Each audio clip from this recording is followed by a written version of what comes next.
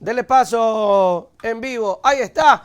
Ya lo estamos viendo, Pavel. Muchas gracias. Bienvenido a este espacio para hablar de lo que ocurre en Quito, la ciudad, algunas cosas importantes que lo vamos a tocar, pero no quisiera iniciar este diálogo sin preguntarle precisamente los hechos electorales últimos y su apreciación sobre el tema. La Revolución Ciudadana se afianza muchísimo más con este resultado. Pavel, bienvenido.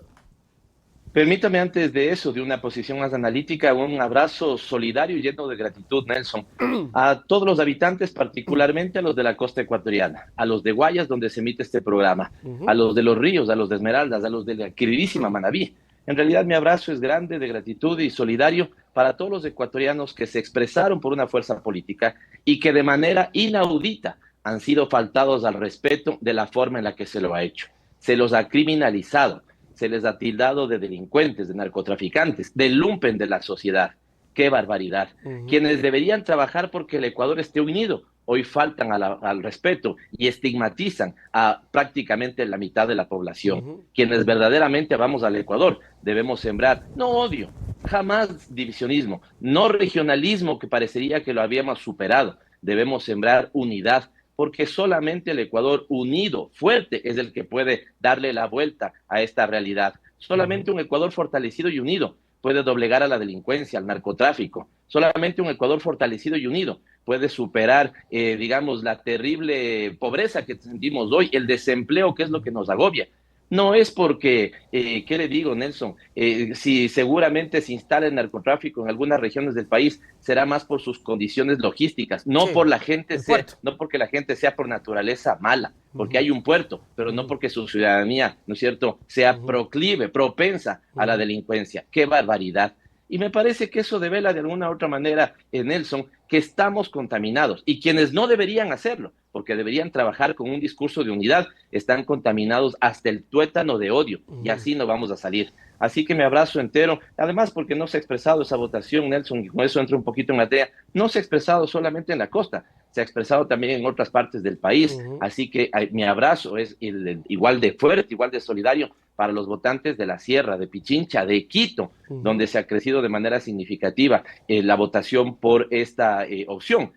Cerca de 170,000 votos es lo que crece aquí en votación la candidata Luisa González.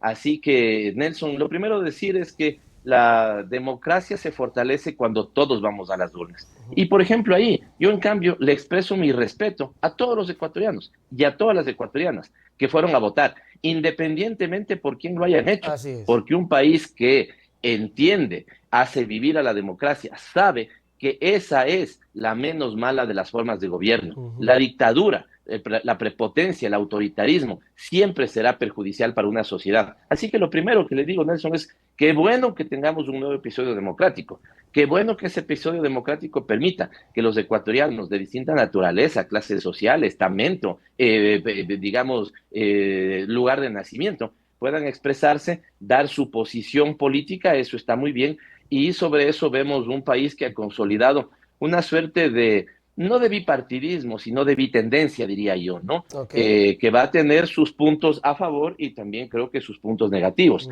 A favor, ojalá esto pudiera significar un diálogo productivo entre esas dos tendencias.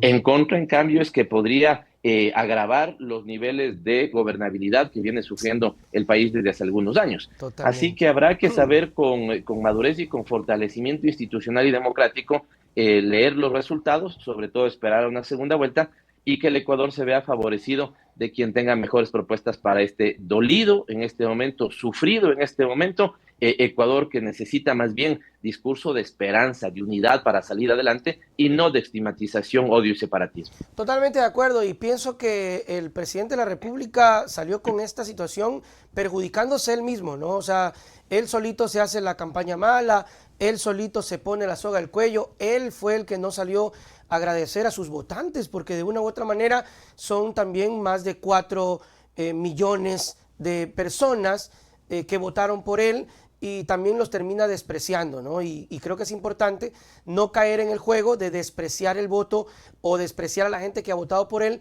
porque yo pienso que no es tal vez que sea este voto anticorreísta en su totalidad. Puede que sí exista algo en ese voto de Noboa. Pero yo creo que no, yo creo que son gente buena que lamentablemente se va decepcionando precisamente por las acciones de su líder o tal vez buscando un liderazgo que Noboa lo ha destrozado. No salir ese día a agradecer, no dar la cara, ni siquiera que salga su candidata a vicepresidenta o sus ministros, nadie. Y luego salir con esto estigmatizando a toda una región es tremendo. Pavel, aprovechando es que yo voy conversando y se me ocurren preguntas, hay un tema que es la inseguridad y que no sé si esto refleje un poco la votación. La gente de la costa siente mucho más el tema de la inseguridad. ¿Qué problemas le atraviesa a la sierra? ¿Qué pasa en la sierra? Porque yo conversaba y decía, la gente me decía acá, mis padres, no, lo que pasa es que tal vez en la sierra este asunto de la inseguridad, del narcotráfico, de las bandas, no es tan fuerte. Y le pregunto, Pavel, usted como alcalde de Quito, ¿cuáles son los problemas que le preocupa más a la capital? Nelson, tal vez para cerrar y conectar con el punto anterior, mire, la realidad de hoy es que tenemos dos personas que han pasado la segunda vuelta, una candidata y un presidente candidato. Y la realidad de mañana será que cualquiera de ellos dos va a tener el voto de la ciudadanía y va a gobernar este país. Así es. Cualquiera de los dos va a necesitar unidad. Cualquiera de los dos va a tener que, no se puede gobernar cuando uno llega para el 50% que me vota, para el 51% que me vota. Se tiene que gobernar para todo el Ecuador. Y eso supone un gran ejercicio de madurez política, un gran ejercicio de convocatoria para que trabajemos por objetivos comunes y un gran ejercicio con unidad. Si yo empiezo diciendo a la mitad de la población que no ha votado por mí, prácticamente que es de lumpen, que es la chusma, ¿cómo puede hacer después o narcos, ¿no es cierto?, o delincuentes, cómo puede hacer después un ejercicio de unidad en ese sentido? Lo primero. Lo segundo, ¿por qué necesitamos de esa unidad, creo, Nelson? Porque no, yo diría que no lo sentimos de manera distinta. Lo sentimos en nuestras proporciones de manera dolorosa. Mire, Nelson, cuando yo estoy en los barrios, las madres que sufren, las madres que lloran porque sus hijos se conectaron con el microtráfico, sea como consumidores o sea, por ejemplo, como expendedores, es una realidad brutal. En Quito nunca en la vida tuvimos los escenarios que hemos tenido. Fíjese, Nelson, yo creo que esto nos atraviesa a todos los ecuatorianos. Ahora que nadie nos escucha, voy a decirle mi edad. Tengo 49 años y el otro día conversando con alguien, yo le hacía esta referencia a Nelson, que lo hago en este momento por saber si es que es una referencia gráfica. Le decía en mis 49 años, tal vez desde el año 0 hasta los 43, yo me acuerdo de ¿cuántos? De 5 escenarios de violencia. El asesinato de Jaime Hurtado, por ejemplo, el asesinato de Jaime Roldós, el asesinato y la desaparición de los Restrepo, ¿sí? De Arturo Jarrín, por ponerle un ejemplo, de la señora Benavides, tal vez algo más, ¿no es cierto? ¿Ya? Pero en cambio, de los 43 a los 49 que tengo y en los últimos 6 años, ya ni se los puede contar, Nelson. Claro, son hartísimos. Un candidato presidencial asesinado aquí en la capital de la República en el sector bancario. ¿Sí? 4 niños y adolescentes desaparecidos y asesinados en Guayaquil, ¿sí? La gran cantidad de desaparecidos anónimos, alcaldes que fueron electos por cada una de sus poblaciones, algunos asesinados. Entonces, no es un problema exclusivo de la costa, de la sierra, de la ciudad A o de la ciudad B. Lastimosamente, el Ecuador vive hoy 3 pandemias. El desempleo, la delincuencia o la inseguridad, y en realidad la gente empieza diciendo, mira, hay 3 cosas, a mí me lo decían así, Nelson. ¿Sabe qué? A mí me preocupa una mala relación entre el Ejecutivo y la Asamblea Nacional. Me preocupa. Pero ¿sabe qué me quita el sueño y no me deja dormir? La inseguridad, el desempleo y la pobreza. Y eso hoy campea en todo el Ecuador. Así es, bueno, ojalá que todo esto mejore y una de las cosas que ustedes están haciendo es, estaba escuchando, Pavel, precisamente para aliviar la situación con las familias en la capital, este tema de las deudas, de la remisión. Cuéntenos un poco sobre el tema que están ustedes ahorita manejando desde la alcaldía y cuáles son los beneficios que van a tener las familias quiteñas. Mire, Nelson, ahí voy a caer en una cosa concreta, que usted me gracias por preguntarme, pero incluso para hacer un hilo conector con lo anterior, por eso hemos entendido en la capital de la República, primero que debemos tener una plataforma de convergencia y de unidad. Yo convoqué el año anterior a una cosa que se llama Acuerdo Quito. Y en este Acuerdo Quito, Nelson, definimos 4 objetivos comunes. Cuando digo comunes, le digo al de abajo y al de arriba, al de la derecha y al de la izquierda, al rico y al pobre, al sector financiero y al sector industrial, al sector comercial y al sector de la cultura, al deporte y digamos a la juventud, a los hombres y a las mujeres. Esos cuatro objetivos son erradicar la extrema pobreza en los próximos 10 años, Ok. potenciar el bienestar, el crecimiento y el progreso y el empleo, ¿sí? Ujú. Recuperar la seguridad humana, la convivencia pacífica y los derechos, y que seamos una ciudad intercultural verde y azul. ¿Para qué? Ok. Para afianzarnos como la locomotora del desarrollo nacional y disputarnos como una capital latinoamérica, es decir, disputar espacio en Latinoamérica.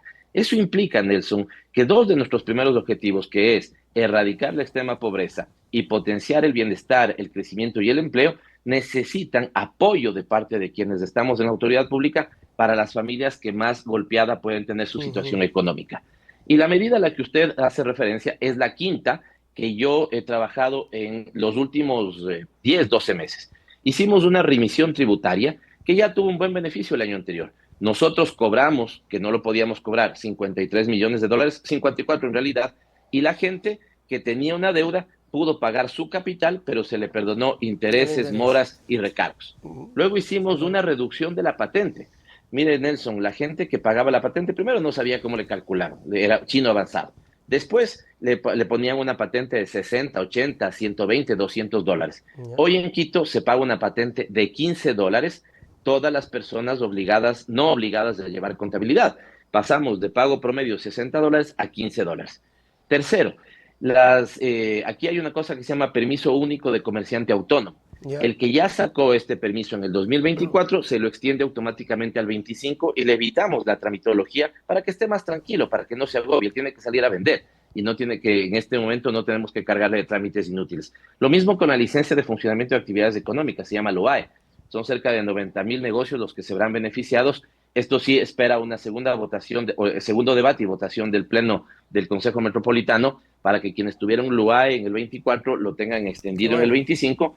Y ahora nuevamente viene esto, Nelson, donde hemos acogido el marco legal que está vigente. La primera es una obligación legal, y qué bueno que así sea. La segunda, en cambio, es una posición favorable del municipio.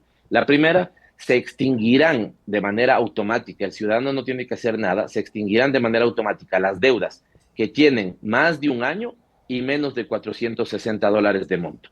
Y lo segundo, esto el ciudadano no tiene que hacer nada, el municipio de oficio lo extinguirá. Presenté la iniciativa legislativa, Qué bueno, ¿no? tiene que tener apoyo en el Consejo Metropolitano, y si es votada, también podremos hacer una nueva remisión tributaria donde el municipio, aquí un paréntesis, Nelson, ni le cuento la cartera vencida que recibí una cartera vencida cercana a los $600 millones.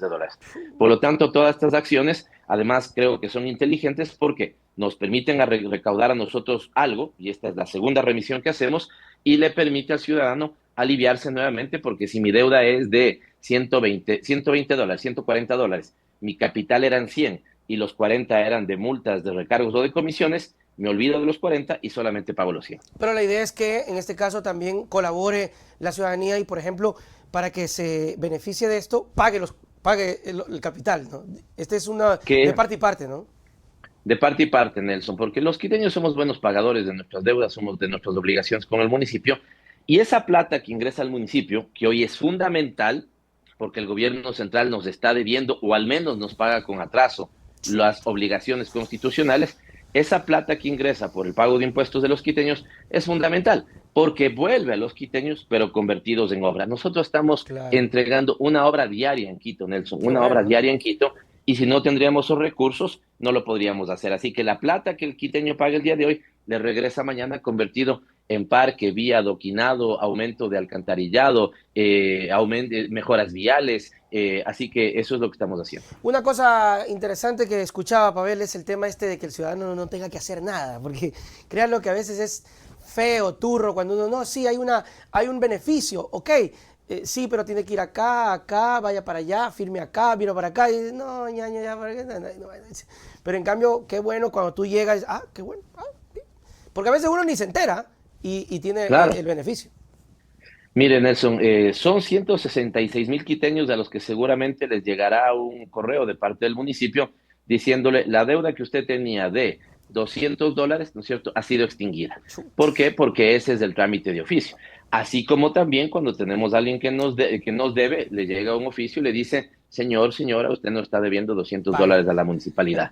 No, es la segunda vez que hacemos esto, Claro, está Nelson, bien. porque también la ley plantea que, que las deudas, por ejemplo, que ya extinguieron, usted si tiene una deuda de más de 5 o 6 años que ya no la pudo cobrar, esa deuda en realidad está muerta legalmente, pero el ciudadano es el que tiene que hacer el trámite para darla de baja. Ok. La vez anterior que hicimos una reforma también fue para que unas determinadas deudas, evidentemente usted entenderá que mi obligación es buscar hasta el último minuto y haciendo todos los esfuerzos para cobrar lo que se le deuda al municipio. Es Claro, plata de claro. los quiteños. Entonces yo estoy obligado a hacer el esfuerzo de cobro, pero cuando haya una deuda muerta jurídicamente, y antes del ciudadano tenía que activar el trámite, en una reforma que hicimos hace poco para unas determinadas deudas, el municipio también las extingue de manera automática.